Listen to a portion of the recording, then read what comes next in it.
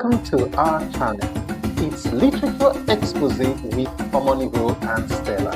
In this episode, we are diving headfirst into a theatrical masterpiece, a play that is mandatory reading for anyone who loves wit and wisdom. No other play than The Marriage of Anansewa by the legendary Efua Sutherland. Get ready to be hooked because this isn't just a play, it's a masterclass in storytelling. Before we jump into the intricate web of Anansewa's marriage, let's set the stage by understanding the brilliant mind behind it. Now let's look at the background of the playwright. One cannot talk about the Ghanaian theatre without starting with Efua Sutherland. She didn't just write plays, she built the foundation of African drama. In the 1950s and 60s, she realized that Western-style plays didn't quite fit the African soul.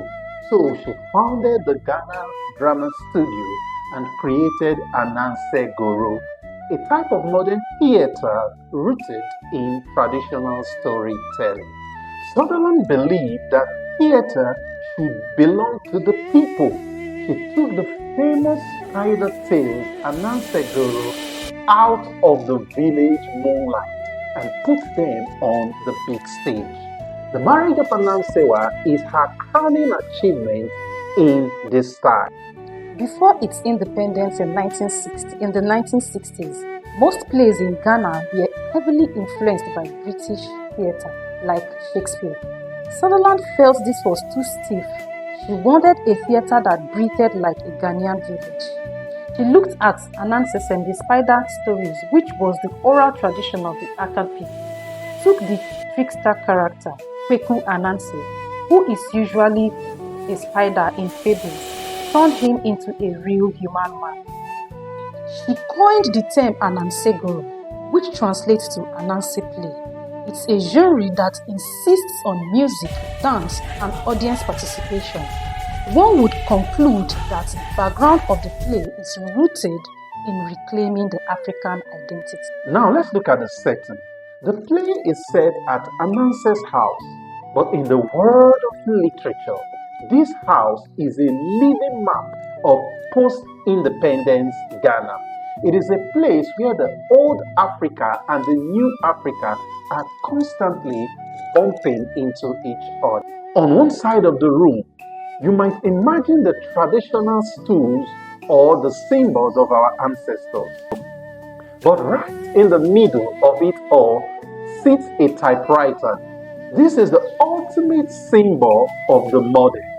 It's a Western tool of business, and in Ananse's hands, it becomes a tool of manipulation.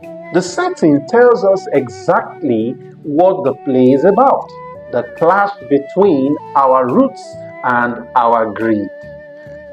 Ananse isn't using this house for any other thing than a corporate headquarters to auction off his daughter's future.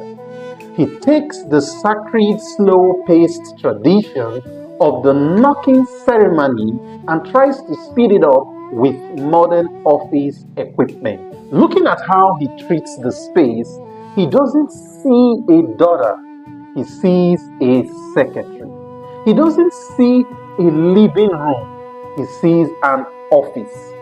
Citing an example from the play, Ananse says, "Is the machine ready? Paper in? Good! Take this down to the Chief of Sika." Anansewa responds, "But father, I haven't even had my breakfast." He quickly responds, "Breakfast is for those who aren't building an empire." Type! The irony here is sharp. Ananse is using a modern machine to write to traditional chiefs. He is literally typing his way into sacred customs. He even justifies turning his home into a marketplace by claiming it's the only way to survive. For example, he says, "I'm oiling the wheels of your future, my daughter. In this world, if you don't have a skin, you are the one being skinned against." This portrays Ananse's house as a snapshot of the 1970s soul. It's a place where a man is trying to hold onto his African identity with one hand while frantically grabbing for Western wealth with the other. Is the setting of a man who is willing to turn his own hearth into a clearinghouse for the highest bidder. The play combines acting, dancing, singing, and storytelling. It is designed to make the audience feel like they are part of a village gathering, even if they are in a modern theatre, unlike the typical theatre set. Sutherland uses a style called Anansegoro, a mix of acting, dancing, singing, and storytelling. The goal is to make you feel like you aren't sitting in a city theatre, but rather sitting in a circle at a village gathering under the stars. He uses the storyteller as the bridge between the actors and the audience. He talks to us, laughs with us, and even judges Ananse right along with us. Just like this example where he says, Ananse's mind is a busy place, friends. You see how he's weaving his web. Let's watch and see if he catches a fly or gets stuck himself. The use of the storyteller is to remind us that we all have a bit of Ananse in us. For example, he says, and I quote, Ananse is a great presence in our lives. We are all Ananse. This tells us not to judge him too hard because anyone would probably do the same thing Ananse did for money. Then we have the Mboguo. These are musical interludes, songs and dances that break up the action. In a Western play, a song might just be a break, but in the marriage of Anansewa, the Mboguo is how the community comments on the story. When Ananse does something greedy, the music starts, the dancing begins, and the village, who are the actors and the audience, react together.